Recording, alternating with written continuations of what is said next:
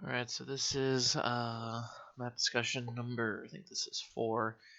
So I just want to start off by showing this cool GIF I found on Twitter. It just shows the evolution of Felipe and how it interacts with the trough that came from the west and gave us all that rain. Oh, my account apparently has been locked. That's awkward. Well, you got to see it. Just move into the temperatures. Lows were in the 40s and across most of the state with some low 40s and even some upper 30s and a reading of 29. I don't know if that's correct or not, but that's pretty chilly.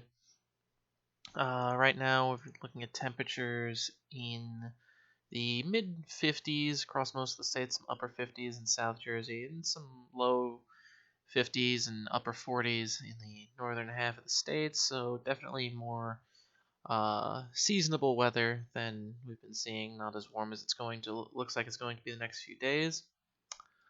Taking a look at the surface conditions, cold front came through. Looks like last night or fairly recently, early AM hours this morning. There is a wave of low pressure off of that, but that doesn't really most likely won't turn into anything major. High pressure off well to the west, and that storm is still actually strengthened a little bit. Now it's even more of a mature cyclone with the occluded front now extending much further. That other warm front has gone away, and it looks like whatever is remaining of this warm front will be gone soon as well. There is some, as we'll see, there's a lot of westerly winds. Temperatures are near the freezing point, at the freezing point in certain areas. It's varying a little bit. So you'll see, as I'll just move to the radar just so I can show you. You can see you do have some lake effect snow coming off of the Wisconsin and Michigan areas. It does look like it was mixing in with some rain, with those temperatures not being particularly too cold there. You can even see here in New York that it is actually this quite heavy lake effect, but it's actually falling as rain. Um, a little bit of snow mixing in. Odds are most of that is falling as rain because surface temperatures were in the mid to upper 30s. It's not really conducive to snow. It is possible that since the precipitation is so heavy that we could see some dynamic cooling and it maybe eventually changes over to snow later on, but considering we're just now getting into peak daytime heating, I don't see that as a likely possibility, even though it would be cloudy. Take a look at the satellite. You can see there's a little bit of cloudiness over that large storm in eastern Canada, and there's also another storm coming in through western Canada. And there's a little bit of what I would imagine is return flow from the high pressure system. So you have the cold air there coming in. So the high comes down like this. You have the cold air that comes down. And then as the high slides further to the east, you get a return flow off the Gulf, and that overrides the cold air and can cause rain to form. So if you look at, yeah, there is some moisture popping up there. I don't believe that. When we looked at the map earlier, there wasn't a storm there. There's actually a high pressure there. Although it didn't look too far that way. This doesn't show that there's really a storm there either. Maybe you could argue that's a low pressure system, but I don't really trust any low pressure systems basically in this area because you can see it's kind of odd and squiggly.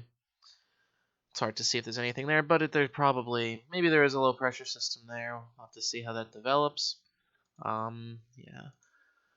So this is the NAM 12Z run. Looks like it gets a little chillier, but as that high pressure slides off, you can see that low pressure system that was there, that kind of, or looked like it might have been there. This could be something, but I'm really not going to count that as a low pressure system. I'd say that's more of just, you've got all that southerly flow off the Gulf. It was kind of chilly there recently. I'm going to say that's more related to that. Got a nice low, 996 coming out from Canada. If this was later in the year, this might even It's a little strong for it to be considered an Alberta Clipper, but it could still be considered one depending on how the track goes. Um, Looks like we warm up the next few days. The warm front as the warm air comes in from both the strong flow from the high pressure system and the low pressure system. Strong southwest flow coming all in this direction. Got all that nice warm Gulf air. It's still only November, so this area still got some warmth in it. No 90s or anything like that, but could see some 70s over the next day or two. It looks like that storm heads off north into Canada. Part of it breaks off here. Got another part breaking off here. A lot of cold air still up here in Canada. So this is kind of almost like a March setup where you've got all this warmth down here, and got the cold air up here, and you've got all this warm air down here. So it's kind of like, you can end up with some big storms this way. There's a tight gradient here. There's a generally tight gradient here. So this is the kind of a setup that could lead to a big storm. However, the cold air is still relegated back into here, with the coldest air being well north into Manitoba and Saskatchewan, I think those are. And most of the warmth is still down here, relegated to the deep south, but it doesn't mean that you can't still get a storm with this, because you'll see, if I jumped a little further ahead, there's some nice, stronger rain, and even some snow up into here, and some weaker rain back here. This is still sitting here. I don't know if that's still going to be a low pressure system, but it'll be interesting to see how that all works out.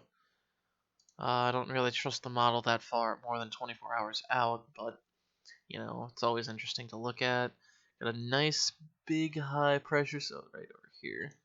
Big high pressure, that looks terrible. Let me redraw that and make it blue. Got a nice big high pressure system coming down. If this is hour 84, this is as far out as I want to go for this purpose. Unless I'm only gonna go to other models if it looks like there's gonna be a storm on the way. It doesn't look like that right now, so I'm gonna stick with the NAM for now.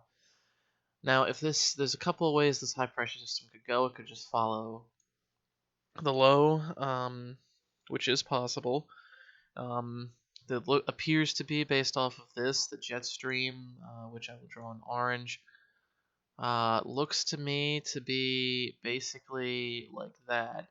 You got a little bit of a probably a trough off there, digging in and resulting in a slight buckling in the right off the California coast, but it's more zonal as you get towards the rest of the country. So because of that, that would indicate that the high pressure system probably will head that way, and by that way I mean to the just straight east.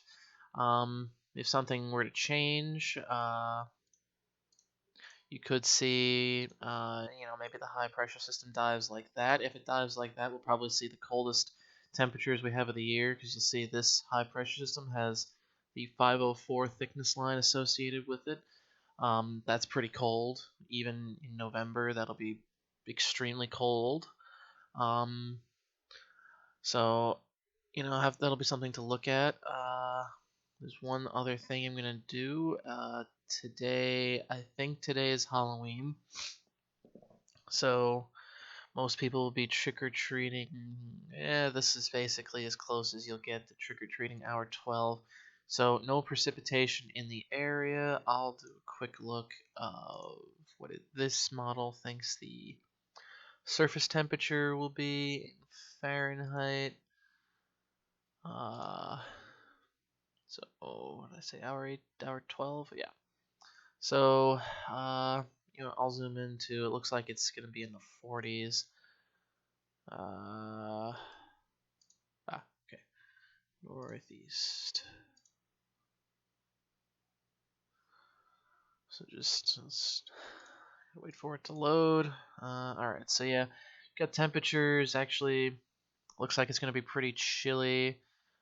Temperatures in the 30s in northwest Jersey, probably in the 40s in this area in the city.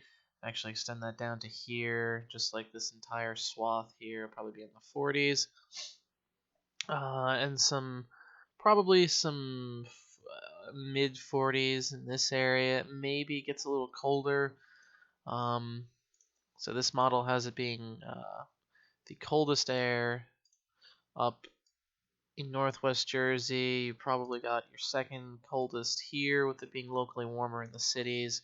Then you've probably got your 50, maybe some 50s directly along the shore, but I don't think anyone's going to be really trick or treating at the beach. So, um, yeah, so that pretty much sums it up for today. If anyone's going to be going out trick or treating, don't do anything stupid. Be safe out there. Gonna be a little chilly, so dress a little warmer than than you may normally would. Have a good day, everyone. Bye.